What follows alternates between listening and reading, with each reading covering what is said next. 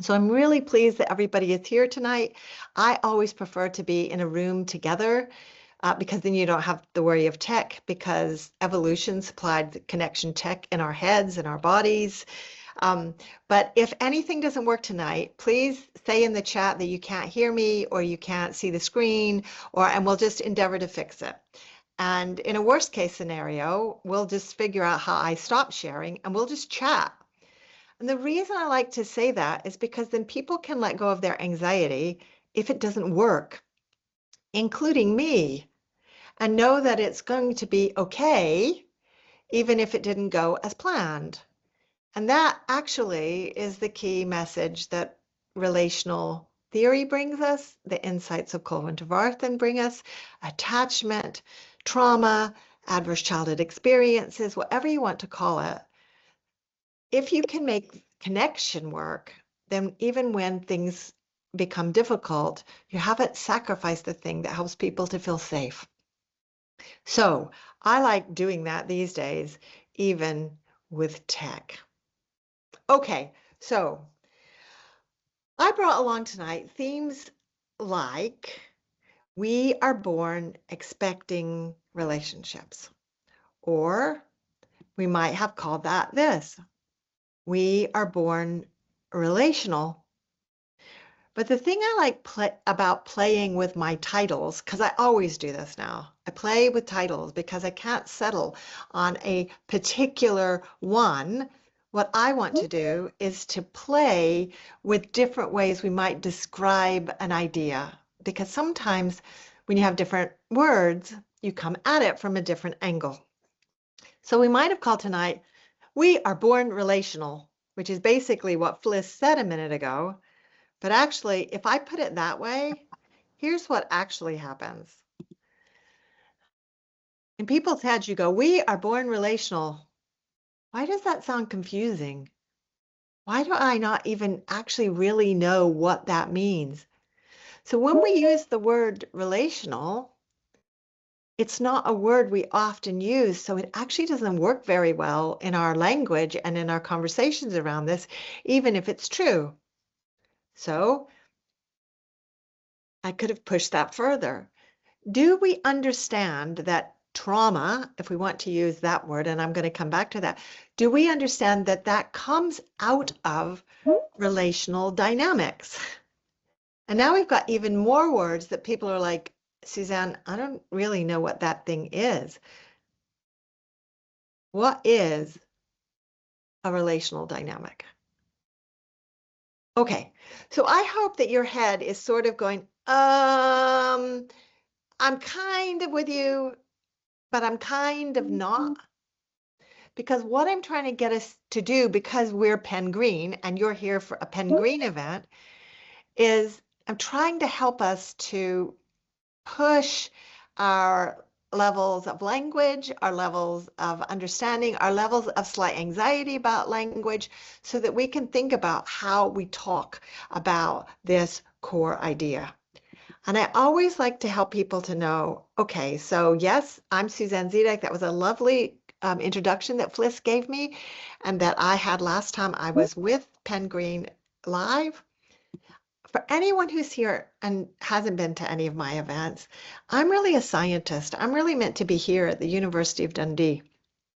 And I like talking about that always for a minute, because it helps us to think about what happens when science is discovered by academics or research institutions, and scientists learn things that matter to the rest of the world. You've got the camera off.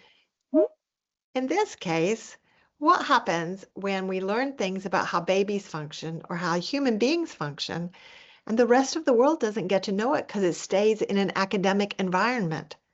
That's a really important question with what you are trying to do at Penn Green, what a lot of other people are trying to do about trauma, is take things that we have learned over the last 20 years or even 50 years and translate that for the public so that we can find ways to talk to other groups. And these are groups that I get asked to come and talk to about the same things that I brought tonight: police, voluntary sector, book gifting programs, musicians, retailers. If these groups are full of human beings, then the things that I talk about are relevant. If they are full of Martians, maybe not so relevant, because I don't know how a Martian's stress system works or how Martian's relational dynamics work. But if you are here because you work with human beings in some way or another, then thinking about the fact that we are born as babies in relationship, that we are relational creatures, that relationship dynamics underpin trauma matters for everybody who is here and everybody you work with and everybody that you will have dinner with tonight. How do we help people to understand the importance of relationships? So this is what I thought I would touch on tonight. 3 things: the trauma movement, the dynamics of relationships, and then one of those dynamics to talk a little bit about the rupture repair cycle. So I hope that sounds along the lines that you came for tonight. So in fact, could we start there? Could I get you to turn to the chat, please? And could I get you to answer this question? What is it that you hope to leave with today? By 7:30 tonight, what is it that you hope to take away? And part of the fun of pushing you to put that in a sentence in the chat, which in a moment I'm going to get Fliss to read out to me, part of the point of like forcing you to put that into a sentence is that you have to find words for it. It's not like some vague idea in your head. And the thing is, I don't know why you came. I don't know what you hope to leave with tonight. And you might not know either. You might have just showed up because you think I've got something useful to tell you. That's true. I have some useful things to tell you, but I don't know if they're what you want to know. So if you know what you want to take away, you have a better chance of getting it, or of knowing what you need to know, or of knowing what questions to ask, or of comparing it to something weird that I tell you that isn't what you thought you were coming for tonight. Forcing ourselves to find words about what we're hoping to take away, about what we're confused about what we feel, about what we're frustrated by somebody else about or the system with. Forcing ourselves to find words is helpful to us. So, Fliss, do we have some responses coming in? What do people hope to take away today? We've got to just be happy and feel happy. Okay. An opportunity to reflect on my ideas about relational pedagogy. Great. Insights and inspiration on how to develop the best relationships, and hopefully a mention of traitors. There's somebody else following you as well as me. I'd like to learn more about how I can make better relationships and grow my knowledge. To learn more about relationships between us and the children in our settings. To understand how play, connection, and co-regulation can be tools for healing and learning. These are great, Fliss. Thank you so much. And I know that won't be everybody who's responded, but the key thing is that you will have found words for what you hope to take away. And what we've read out already gives us a sense of just how deep and wide these conversations can go, because some people have put the word play. Not everybody has used the word play. Some people have talked about theory. Some people have talked about practical ideas. We could talk about relationships at length, and I would love to do that, but Fliss says that all of you will have other things to do and you will want to be gone by 7:30. So if I try to focus, that's brilliant. You can hear children in the background. That was wonderful. If I try to focus and to organize our conversation tonight around these 3 themes, I hope that that will address some of what you've just put in the chat. So let's start by thinking a little bit about the trauma movement. And I thought I would start there because for me, it illustrates how important what Penn Green is trying to do is. It illustrates how big your vision is, even if you don't often use the word trauma. it says that everybody actually needs to understand how children function, and that the trauma movement is actually about child development, but that doesn't tend to be the language that we're using. So I started here because it pushes us to see how big the relational framework is and why Pengreen is so important. So when I was there last year in Pengreen's buildings, on Pengreen's premises, which I was beyond excited about being there because I knew a lot about Pengreen. And Colwyn Trevarthen, who I'll come back to in a moment, talks a lot about Pengreen, but I'd never been there. So can I just share, I was so excited that I got there the day before and I walked on the street because I just wanted to stand outside the gates and be near the sign that said Pengreen. So for someone coming from the other end of the country, because I knew what Pengreen is trying to do, I was incredibly excited to be in a place where people had conversations about relationships. And yet I know that funding is tight, that you are not guaranteed that everybody gets it, that any of your services could be cut because money is not put into them reliably. Okay, that means if we're not putting our money into children's, into understanding human beings and children's needs and children's development, it means we don't really get it. So I think what Pengreen is doing shows leadership for things well beyond early years, and that it takes much courage to try to get people to see what they may not have realized was important to them at all, and that they might then have an argument about. So when I was there, I told stories of the past. So I told the story of 1950s hospitals when it was standard practice not to pay attention to relationships. And so when children like Laura, who is at the center of a film called A 2-Year-Old Goes to Hospital, when children like Laura went into hospital, the hospital didn't let parents stay with children. They made them leave. And if a child came in on, say, a Tuesday, the system, the nurse, the matron, the head of the ward, said, "Thank you, Mom, Dad, you can come back on Saturday when our visiting hours are." And I like to tell that story because it upsets all of us. The idea that you would take a 2-year-old into hospital and your parents wouldn't be allowed to stay, that is anathema to us now. We have a relational approach in most aspects of hospital care, although people are forever telling me stories about things that still are not paying attention to relationships in hospitals. But it's much better now. We wouldn't have a 2-year-old in hospital on their own. Well, that happened because in the 1950s, there were agitated campaigners who were trying to bring a relational approach to hospital care. And the doctors and nurses got mad at them. This didn't go down well with the system. And I think that's kind of what's happening with an awful lot of trauma-informed care now. It's not necessarily going down well with the system because it means that the system and the people within it need to reflect on where we might not be getting relational care right, where we might not be doing it well. And that's sore. That makes people feel bad. That pitches them into shame. That means we need to perhaps do some fundamental rethinking about where we put relationships at the center of policy.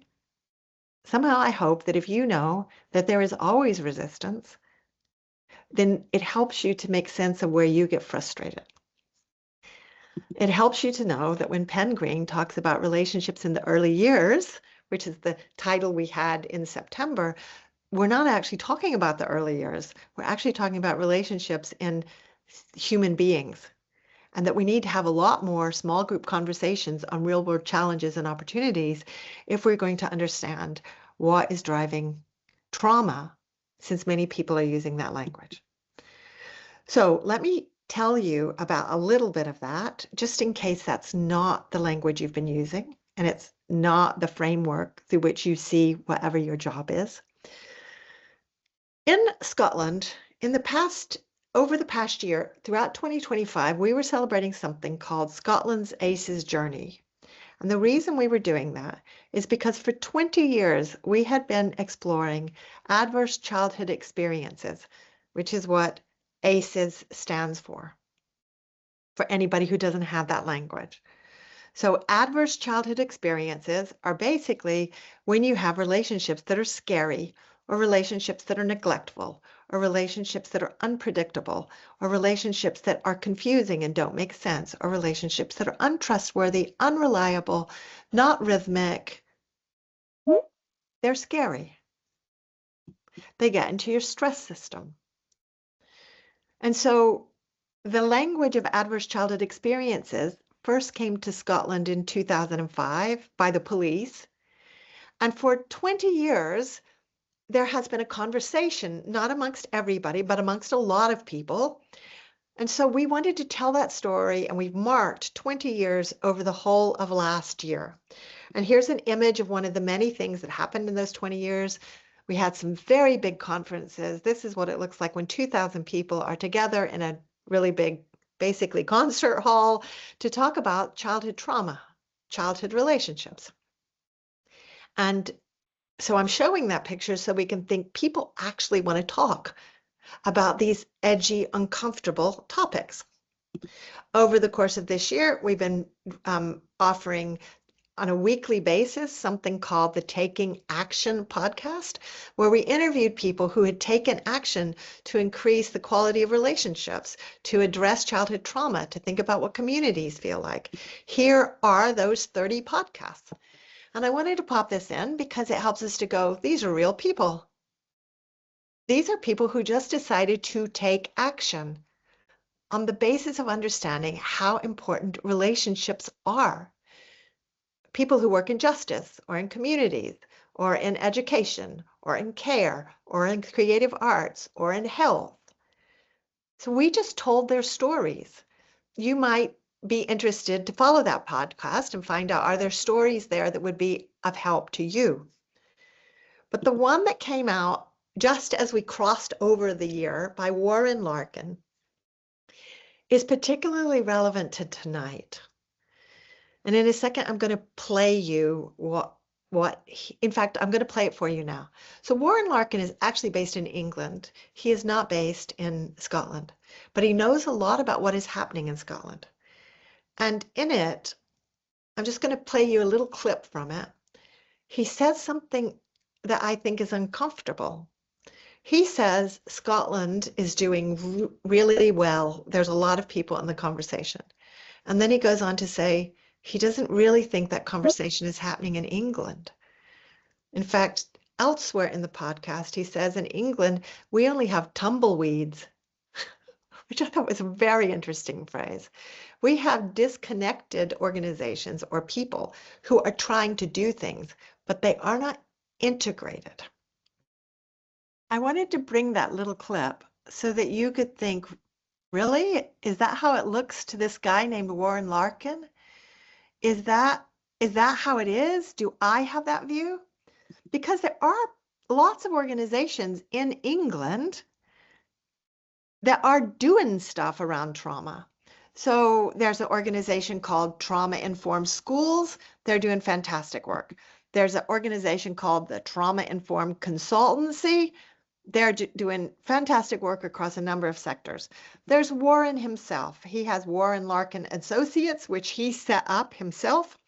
And during COVID, they led something called the Resilience Task Force, in which he was trying to help us to think about the importance of relationships in boosting our resilience, even during the stresses of COVID. But I'm not sure we listened to him. And so here's one of the edgy things I keep trying to get us to think about. I think of all the ages that children were during COVID. I think it's very possible that it is during the children in the early years may have experienced most damage. for two reasons. Lots of them were in nurseries and they went home overnight one night, and many of them never saw their friends and their loved caretakers again. So they have learned deep in their systems, their stress systems, that the whole world can disappear. Lots of people that you love can disappear overnight because you can't explain to a 2-year-old what happened. They carry that anxiety in their body. And secondly, they then spent their time with distracted parents. So all of us were scrambling to figure out how to use tech. Most of us had never used a platform like this before COVID, even though it's become really common now, 5 years later. But they were dealing with parents who were distracted, who were trying to figure out how to use tech, who were often frustrated by it, who were highly anxious. So many more children, young children, got given screens or dealt with frustrated parents, or dealt with distracted parents, or dealt with arguing parents. That will have got into their stress systems in ways that we kind of haven't thought about, and then they will bring that with them into their development. And I think COVID is receding more and more from, it's kind of becoming the past for us, but there's a whole group of children, a whole cohort, that stretches across several years, for whom that was the normal rhythm of relationships, which got instantiated in their bodies in the most fundamental period of development. I think we should worry about that. What Warren is saying is that there are tumbleweeds in England of people who are doing things, but as you heard him say, they are not connected. So in Scotland, one of the things we have worked very hard to do is to create much more connection between organizations and individuals who are trying to take action about relationships and understand how they are related to trauma. So if you want to be inspired by that, you can come to this event that we're doing on the 29th of January online. If you search for Eventbrite and Connect a Baby in that title, you'll find it. Because we're just going to talk about what we did over the last year to try to help people to get why relationships matter, and then where we're going to go the next year. And anybody is invited. Okay, so let me come back then to the chat. Where do you think people think trauma comes from? So we're using the language of trauma more now. Where do you think people think, what are the origins of it? Where does it come from? What causes it? And to kind of spoil my own punchline, in a second, I'm going to say trauma comes out of relationships. But I'm not sure that we all get that. We're using the language of trauma. Many more people now know how brains develop. People know how the stress system functions. People know about the amygdala in the brain. I'm not confident that we have really understood that relational dynamics are what leads to trauma.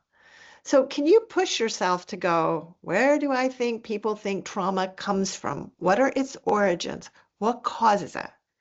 And can you try to put that into words in the chat? And Fliss, maybe you can read us some of the lovely words that people will have come up with. We've got life experiences. Okay. I think people have specific events rather than relationships. Okay. From other people and situations. Okay. Shame. Great. Emotional neglect. Great. Isolated events. Life events. Environments that we're raised in. Unexpected reaction from someone you trust and love. Parents or family members. These are great. I love that you have all tried to find words that capture your understanding either of what you think or what other people think. Because the words that we use, just as I did them in my titles, the words that we use shape dramatically what it is we think we are talking about. And I would say that trauma comes from relationships, from relational dynamics. And so would Colwyn. So when Colwyn, who was such a supporter of Penn Green, when Colwyn talks about intersubjectivity, and when he puts up that lovely, really classic image of mothers and babies interacting, which is basically a sketch of what you see in this photograph of an actual mom and baby, those are the origins of trauma as we are talking about it in a trauma movement or in an ACEs movement. But I don't think we get that because we use words like life experiences or neglect or abuse. We don't use the word relationships. But abuse or neglect or unpredictability or events, meaning events like within families, all of those are relational in nature. So because I think we need to link what Colwyn taught us, that Penn Green knows so well, that we need to link it with trauma. This book was published about Colwyn last year, and this is my chapter. I explicitly tried to think about that, and I called it companionship versus care, bringing models of infancy into the study of adverse childhood experiences and trauma. So what I'm trying to say is that Colwyn, who is best known to early years people, has a tremendous amount to teach the trauma movement, but his name is not known widely there. Bessel van der Kolk is known, or Judith Herman is known there, or maybe Bruce Perry is known there, but Colwyn's name is not. And yet Colwyn has stuff to teach us that is at the core of the trauma movement. So let me try to link the dynamics of relationships with what I've just said about trauma. And I don't always frame it this way because I'm trying to make some very quick links tonight, knowing that we want to be away by 7:30 and we want some time for discussion. But because you are Penn Green and you are part of the Penn Green community, I think you can really, that you can cope with me being at the pushy end. Now, I just saw someone ask, what is the name of that book? There you go. Can I tell you it's really expensive? Can I tell you that the editors were upset with the publishers when they realized how expensive it was going to be? Because they got so enthusiastic. There are 30 odd chapters in that book. But part of what I think it does is to help us to address this point that I'm making. What did Colwyn Trevarthen teach us that is about human beings, that isn't just about children and babies? Okay, so let's talk about the dynamics of relationships. I talk about them more and more these days. Although I haven't found a great better word than dynamics, so we need to find a better word than that. We might call them concepts, but they're not really concepts. They're dynamics. Okay, so through various courses that my team has been putting together, like Daring Ventures or Relationship Journeys, we've been exploring things like the rupture repair cycle and emotional regulation and attachment styles and the importance of naming feelings and the circle of security and the power of rituals and the importance of containment. And how all of these dynamics that most people have never heard of or not thought about in detail, how they underpin the way we all function every single day, and how when they go awry, that is what trauma arises out of. So we've been trying to figure out how can we have more conversation about relational dynamics so that people can see them, put them into practical use, and figure out how understanding relationships and seeing the dynamics might help them in putting together more effective practice. What kind of policies might you need? Does that help people to make the kinds of shifts we need? So one of the organizations we've been working with is the Education Department in Fife Council. And this is just an image of one of the groups there. And they've just come out with a new report that says this. This person said, I think the Daring Ventures course about relational dynamics should be mandatory. It complements our other training, but it offers more insight and depth than anything else I have experienced. So here's somebody in the education field who goes on all sorts of training, but basically thinks they did not understand emotional dynamics until they'd had time to look at them. I think that is totally unsurprising, great words, and really worrying. I don't think we understand relationships. I think we talk about behavior. But we often don't know that behavior comes out of what the stress system is doing underneath that behavior. And we don't realize that relationships could help us with what we're feeling because we don't talk about this. So it's interesting to see what happens when a council gives an opportunity to its staff to make space to think about that. And obviously, if you want to know more about any of that, if anybody does, email me and I'll send you stuff that we've been doing. I just am trying to give us a flavor here that people are really energized and inspired when they get a chance to talk about these relational dynamics.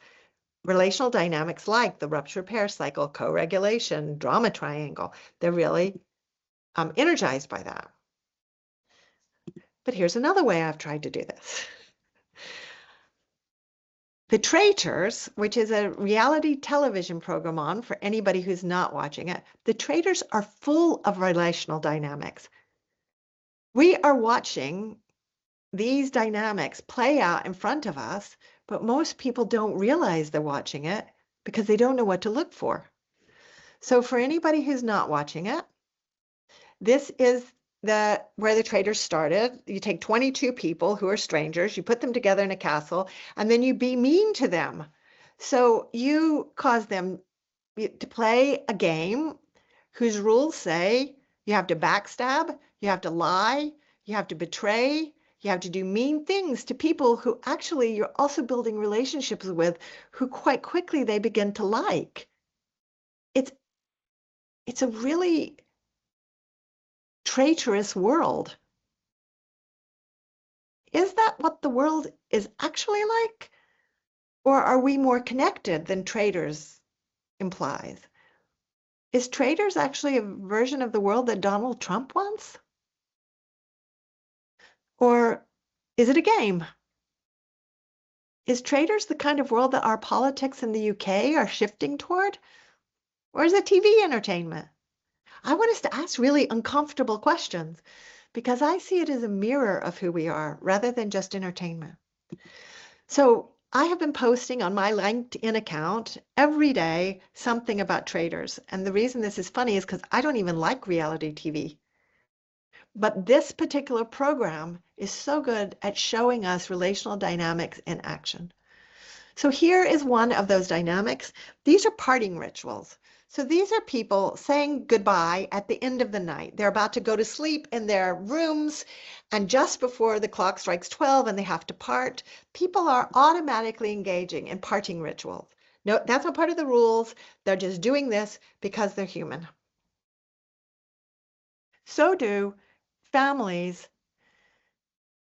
parents who are dropping off their children at nursery. They engage in parting rituals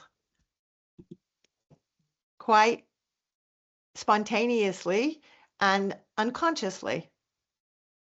Or they don't, because it's too hard for mom to part from her child. She pushes them through the door and she leaves because she is upset. Or because nursery says, he'll be fine, we'll take care of him, and the parting is really quick for the baby. And there are no rituals which help the baby to make the transition. Colwyn would have said we needed rituals and we needed to pay attention to the rhythms. I'm not sure that all our nurseries understand the importance of that transitional period, even though it is playing out here on traitors. Here's another one. The game aims to drive drama and anxiety.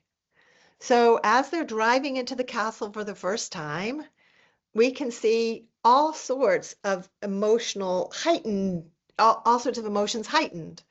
And so this is Jack, and Jack has to calm himself by putting his hands on his face.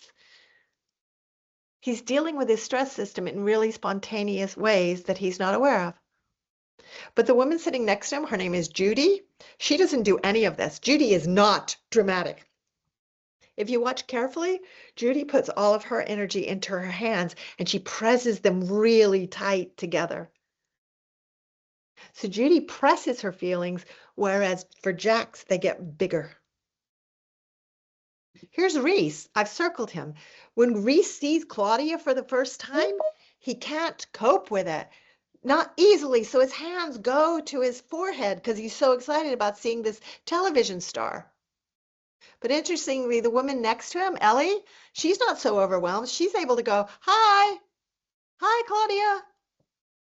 So Reese and Ellie's stress systems are reacting to this moment in really different ways. And then there's the rupture repair cycle. These are the voting boards when they're about to banish Fiona. So these are all the people that I can fit on one slide who said, no, we're going to banish Fiona. But it's really hard for me to banish Fiona and reject Fiona. So I'm going to put little hearts on the board that apologize for the fact that I'm rejecting her before I do the rejecting.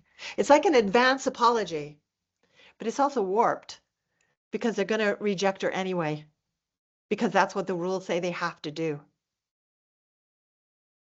What happens if you reject somebody and you actually don't care about it at all? What happens if someone is rejected, but they know that you agonized over it? What happens if they are rejected, but they feel like you're happy that they've been rejected? All of those are relational dynamics. And people have feelings about them. And they're playing out all of these dynamics on the trader screen in front of us. These are the kinds of dynamics that Colwyn's understanding of intersubjectivity helps us to see. So I'm going to help us to see one of them, how the rupture repair cycle functions. And if I only get to talk about one rather than doing a course with all of them, I always like to choose the rupture repair cycle because it is the most fundamental and it is the most reassuring. So it is heading toward 1:45. So we'll spend about maybe 15 more minutes or something doing this, and then we'll stop and we'll have a chat. This is what the rupture repair cycle looks like. It's really simple and it comes straight out of infancy work. So in the rupture repair cycle, healthy relationships go round and round and round this cycle. You go from relate to rupture to repair, relate to rupture to repair. And you just go round and round and round it. And one of the things that the rupture repair literature helps us to understand is that in healthy relationships, you hit every stage. In fact, very roughly, 1/3 of your time is spent in each of those stages. In other words, healthy relationships do not avoid rupture. Healthy relationships have tons of rupture in them. And that might be a fight, or it might be just a moment of mismatch. It might be a moment of distraction. So healthy relationships have tons of rupture, but they come back to repair. And you go round and round and round. Unhealthy relationships don't make it all the way around. So if we think about this a teeny bit more, it's really interesting that it is in the repair stage that trust is built. And it is only in the repair stage that trust can be built. Trust cannot be built in either of the other two stages, because trust has with it a tiny moment of vulnerability. Trust is when you sit knowing it's going to be okay, even if it's not okay right this moment. Even if it feels uncomfortable, you know the person is going to come back, is going to renew connection with you, is going to say sorry if you got hurt, that they care about how you feel. So trust brings with it a teeny bit of vulnerability. If you absolutely have learned that somebody doesn't care how you feel or they're not going to pay attention to how you feel, that's just predictability. That doesn't require trust. You know what will happen. So trust, when it is built in a relationship, gives a relationship, it makes it more robust. It gives it resilience. And so one way to describe this is that resilience in a relationship is built when you go from rupture to repair. So every time you hit rupture, you have an opportunity to strengthen your relationship as long as you get back to repair. And if you can see where I'm going with this, if you don't get back to repair, your relationship doesn't build resilience. It builds unease and distrust and anxiety. Now, if you can go from rupture to repair and then you get all the way back to relate, that's where you get to do emotional intimacy. That's where you get a bit of, I don't know, time off, spending time with each other, mutual gaze, maybe joint attention, maybe together we're enjoying the film that we're watching, or we're enjoying the conversation that we're having, or we're jointly playing with the blocks, or I'm a child running up the hill, confident that when I come back, you will be there to greet me, ready to hear about the adventure of running up the hill. So in relate, you are jointly focused. You are what I want to call relaxed, although it lets us start to go, how comfortable is relate? Maybe actually lots of people don't relate in a way that is really relaxed because they stay anxious in the middle of relating. But we need to start somewhere. So describing the rupture repair cycle in this very basic way helps us to think about, most importantly, what happens if your relational rhythms don't get you back to repair after rupture. There are many families who have moments of disconnection, mismatch, unease, rupture that never make it back to repair, where the child's unease doesn't get noticed, doesn't get talked about, doesn't get comforted. And so the child is left to deal with the unease on their own. And they either need to take it bigger or they need to repress it. So we're actually heading for attachment styles as we talk about that, but we're not going to dive into that tonight.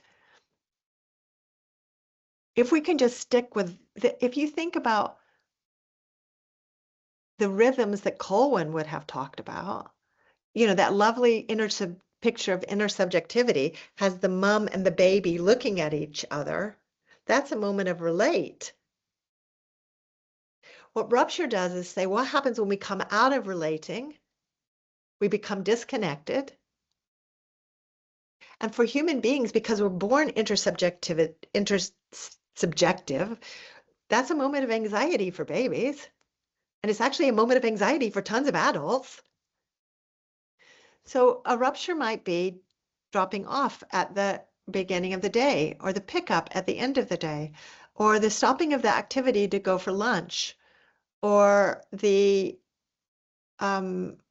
distraction of the parent while they're talking to the staff member at the end of the day because we got busy and we forgot to pay attention to the rhythm of repair, and the staff member talked to the parent before the child got to reconnect with parent at the end of the day. Or when you are talking to your partner and they get distracted by their phone and you feel irritated. Or when I had a story today of somebody who was trying to work out a new policy and they made a decision and their colleague came back and said, no, we're not doing that. And she said, I was so angry. I had to leave the platform, the Teams conversation early. When I saw her in person, I apologized to her. I was still worrying over it, but she'd never even noticed. So something had happened within those two people that one was really upset and the other didn't notice, maybe because so many of us are now connecting on these platforms rather than in person. So I'm just trying to give some examples so that you can start to go, when do you see the rupture repair cycle happening in your life? And does your family, were you raised in a family that helped you to make repair or not? Because anybody who has an insecure attachment pattern was basically raised in a family where repairs were not reliable. And that's roughly 40 to 50% of us in our culture. Okay, so sometimes I try to summarize those lines with this little statement that making up is more important than messing up. It does not matter what goes wrong in a relationship. It does not matter what gets difficult. It does not matter how it doesn't matter what goes wrong. What matters is not making it back to repair. Unhealthy patterns come out of lack of repair. Trauma is basically unrepaired ruptures. That's what trauma is. Because you can have very difficult things happen within a family, and if it can be talked about, and if a child's feelings are paid attention to, and if you have a parent who can stay steady with helping a child make meaning of the discomfort of rupture, it does not become toxic. Events become toxic, that is, become traumatic, when nobody helps them make sense, when there's nobody to help with the uncomfortable feelings, with the stress system, with the repair. And I am super happy if someone wants to go, Suzanne, I think that's a bit simplistic, because then it lets us start to ask, what are the relational dynamics that underpin trauma? So Suzanne would say, trauma is made up of unrepaired ruptures. And if we know that, suddenly you start to think, okay, so if I paid attention to repair, the levels of trauma that our young children and that our adults are carrying would go down. But first, you would have to know how important relationships were. So this is Claudia Gold. She wrote a book called The Power of Discord. And it's all about the rupture repair cycle. So if you're going to buy a book, you could get the one that I said before about Colwyn, but it's really expensive. If you want to buy a cheaper book, buy this one. So Claudia Gold does not call it the rupture repair cycle. She calls it match and mismatch. And I actually like that language because that's actually closer to the language that Colwyn might have used, because he would talk about a match in the rhythms between a parent and a baby. And then you might talk about mismatch. And the fascinating thing about babies that Colwyn taught us is that babies clock when there is mismatch. That's what intersubjectivity gives you, the power to clock when there's mismatch in the rhythms and in the nature of my attention toward you and in my responsiveness. And most people have no idea that babies are that attuned. So they don't know to pay attention. Okay, so let's look at this as an example. This is a video which has been used as an example by a number of Colwyn's colleagues. This is a research video, so it's not high quality, and it doesn't even have any sound. But it lets us think about rupture and repair. So this is a baby sitting on her mom's lap. This baby is 9 weeks old. And we're going to do a weird thing. We have the baby in front of a mirror. So the big baby is the actual baby, and the little baby is the mirror reflection. And this baby at only 9 weeks old challenges many people's ideas about what babies pick up on. So we're kind of going to go, does the baby notice? What kind of sense does the baby make of this reflection that she is confronted with? How does she engage with that reflection? Is this a conversation we are watching, or is it random? That tongue sticking out, is that the baby going, do you want to have a conversation? Let's have a conversation about with our tongues. Oh, like, oh, look, you're copying me. What kind of sense is the baby making? Because in a second, we're going to play a trick on the baby. It's not actually a mirror interaction. It's actually a fancy computer setup. And we can put the baby's reflection back in time by a minute. We can create a mismatch or a rupture. And what we're going to ask is, does a 9-week-old baby notice that? And how would we know if the baby had noticed that there was a rupture? But right now it's still live. The baby's got a pleasant expression on her face. She looks engaged. She's back to having that tongue conversation. But now it's on replay.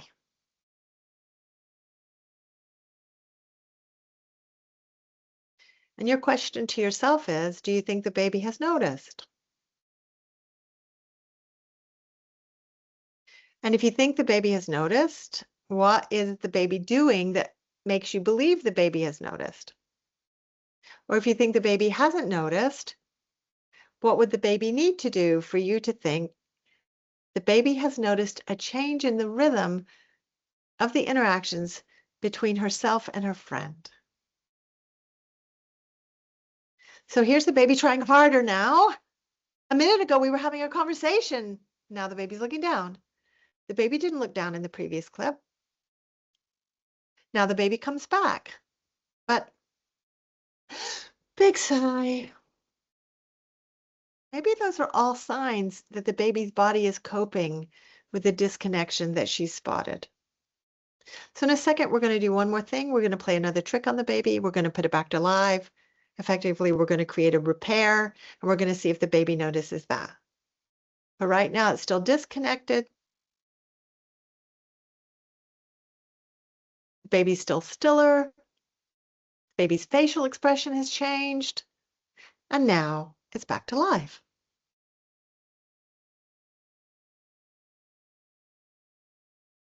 Okay, all the faces I can see on my screen, you are smiling.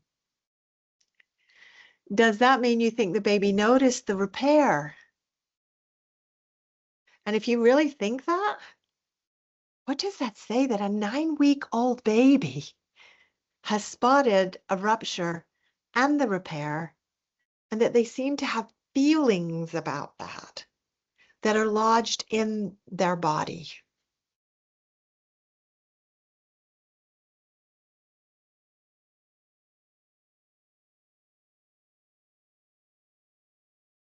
If I jump all the way to the end so that we can stop here in a moment and have a chat,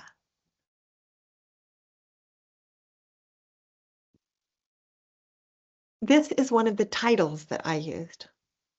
Do we understand that trauma comes from relational dynamics? Do we understand that toxic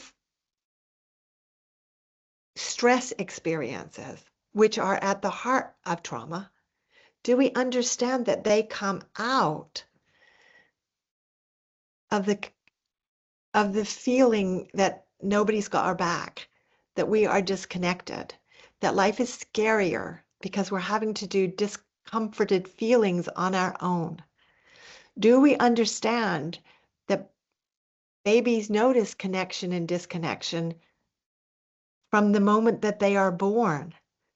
Do we understand really how crucially relational rhythms are woven into how we function as human beings? Do we understand what Cole Wintervarthen was trying to teach us 50 years ago in the 1970s? Or did we think that that was only about babies and that somehow we left that behind once we left infancy behind? Have we understood what the scientists have understood for a number of decades now? And the opportunity that we have to make sense of that, to link that to trauma, are we grasping that? Or actually, are we kind of missing that boat? And if you think we are missing that boat, which is clearly what I think, then Pen Green, with your high profile focus on relationships, has a chance of helping us to catch it. Thank you, guys.